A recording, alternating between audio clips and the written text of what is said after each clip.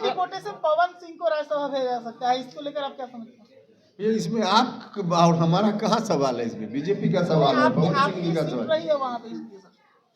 Sir, इस मिलन समारोह में तमाम जो आपके विधायक हैं जो पटना में अवेलेबल है अभी ये कोई जरूरी नहीं है कि विधायक सब कार्यक्रम में गए, ऐसा थोड़ी जरूरी। हाँ, हो जाएगा, खरमास के बाद हो जाएगा। राज्यसभा को लेकर के बातें पूरा हो रहा है, आपकी तरफ से दावेदारी क्या होगी? हमारी कोई दावेदारी नहीं है भैया। जो दावेदारी कर रहे हैं, अब देखिए कौन दावेदारी कर रहे हैं। एनडीए गठबंधन में इस तरह की दावेदारी पर बातचीत एनडीए के अंदर होगी। हम सार्वजनिक रूप से ऐसी बातों पर हमने न कभी चर्चा की है, न अभी हम चर्चा करेंगे। नमस्कार, पॉलिटिक्स में आप सबों का स्वागत है। और आज हम पॉलिटिक्स में जिस पॉलिटिक्स की चर्चा करने जा रहे हैं, उस पॉलिटिक्स का मतलब क्या है? क्या उपेंद्र कुशवाहा को हाशिए पर पहुंचाने की साजिश तो नहीं चल रही है? क्योंकि जिस तरीके की चीजें दिख रही है और जिस स्तर पर दिख रही है,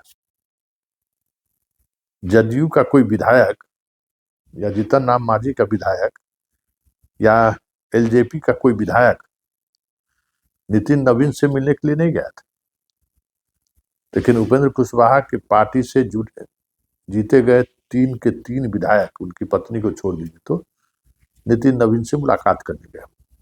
तस्वीर आप देख रहे हैं। आखिर इस मुलाकात का मतलब क्या है? जबकि उपेंद्र कुशवाहा खुद आज पटना में मौजूद थे हैं और प्रेस कॉन्फ्रेंस कर पार्टी के कई रणनीतिक बदलाव की जानकारी मीडिया को दिया। राज्यसभा को लेकर सवालों पर बसते दिखे। पार्टी के विधायक के नहीं होने पर भी के सवाल पर भी वो बसते रहे। और जिस समय ये सारे सवाल हो रहे थे, उस समय उनके विधायक नितिन नवीन से मुलाकात कर रहे थे। तो क्या उपेंद्र कुशवाहा को लेकर बिहार बीजेपी कोई ऑपरेशन चला रही है? हालांकि इस तरीके का ऑपरेशन बीजेपी चलाती रही है। याद होगा आपको, मुकेश सहनी मंत्री था और यूपी को लेकर विवाद हुआ। यूपी में चुनाव लड़ने को लेकर उपेंद्र कुशवाहा भी यूपी में चुनाव लड़ने को लेकर कमर कस रहे हैं।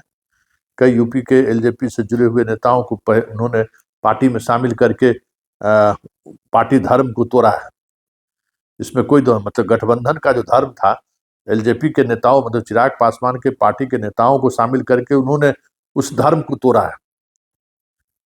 ऐसे में बीजेपी आने वाले समय में इनके विधायकों को साथ ले आए तो कोई बड़ी बात नहीं होगी, क्योंकि जो चीजें चल रही हैं और जिस तरीके से चल रही है, नीतीश कुमार को लेकर जो बातें कही जा रही है और जिस तरीके से कही जा रही है, उसमें एक एक विधायक का महत्व हर दिन कह सकते हैं कि बढ़ता जा रहा है। और बढ़ता ही नहीं जा रहा है, यूं कहे तो आने वाले समय में इस तरीके की टूट, इस तरीके की मुलाकात, इस तरीके के मिलन का दौर और तेज हो जाए तो कोई बड़ी बात नहीं होगी। क्योंकि 3 विधायक के आने का मतलब है 90 पार। और नीतीश कुमार जिस तरीके से कांग्रेस, ओवैसी और आईपी गुप्ता, फिर माले, फिर आरजेडी, फिर आपका बसपा, ये सारी ऐसी पार्टियां हैं जिसको लेकर संभावना कभी कभी जता दी जाती है कि नीतीश कुमार को अगर पलटना होगा तो इतने सीटें इनके पास हैं। तो वो संभावना कहीं न कहीं उपेंद्र कुशवाहा के 3 विधायक के इधर आने से कमजोर पड़ेगा, क्योंकि कांग्रेस को तोड़ना बीजेपी को ज्यादा आसान है नीतीश के बजाय बनिस्बत। हाँ, ओवैसी की पार्टी, भाकपा माले की पार्टी और आरजेडी को तोड़ना थोड़ा मुश्किल है। संख्या भी है और उतनी बड़ी संख्या को तोड़ना फिलहाल बीजेपी के लिए मुश्किल तो है, लेकिन पिछले चुनाव में तो उन्होंने तोड़ा ही है। कुछ लोग तो हैं ही टूटने वाले, कुछ जो सवर्ण जीत कर आए हैं, भोगू सिंह जैसे लोग, वो स्वाभाविक तौर पर टूट भी सकते हैं। और जिस तरीके से टूट के बाद पिछले विधानसभा में विधानसभा अध्यक्ष ने जिस तरीके से चेतन आनंद सहित टूटहद मेजोरिटी से तोड़कर नहीं आने वाले विधायकों को भी पूरे टर्म तक जिस तरीके से संरक्षण प्रदेश अध्यक्ष से मिलता रहा, तो आरजेडी से भी 2-4-5 उस तरीके से टूट कर आ जाए तो कोई बड़ी बात नहीं होगी, क्योंकि आने वाले समय में ये स्थिति कसमकस वाली होने वाली है। बीजेपी चाहेगी कि अगर कुछ बात ऐसी बढ़ी तो हम अकेले सरकार बना लें, और अकेले सरकार बनाने में उपेंद्र कुशवाहा, जीतन राम मांझी की पार्टी के विधायक को, कांग्रेस के विधायक को, आरजेडी के विधायक को तोड़ने में 1 मिनट भी हिचक या देरी नहीं करेगी बीजेपी, क्योंकि राजनीति उसी दिशा की तरफ बढ़ रही है। हाँ, बंगाल और यूपी के चुनाव तक थोड़ा स्थिर बीजेपी जरूर रहेगा, क्योंकि अगर परिणाम प्रतिकूल हुआ तब तो फिर 2029 बचाने के लिए नीतीश सरदम गच्छामी की बात करते हैं। सारा पार्टियों को तोड़ना तो दूर, सबको सहेज कर रखेगा ही, और सहेज के साथ साथ दुलार भी करेगा। तो ये बहुत सारी चीजें अभी हमें लगता है कि बिहार की राजनीति में होनी बाकी है।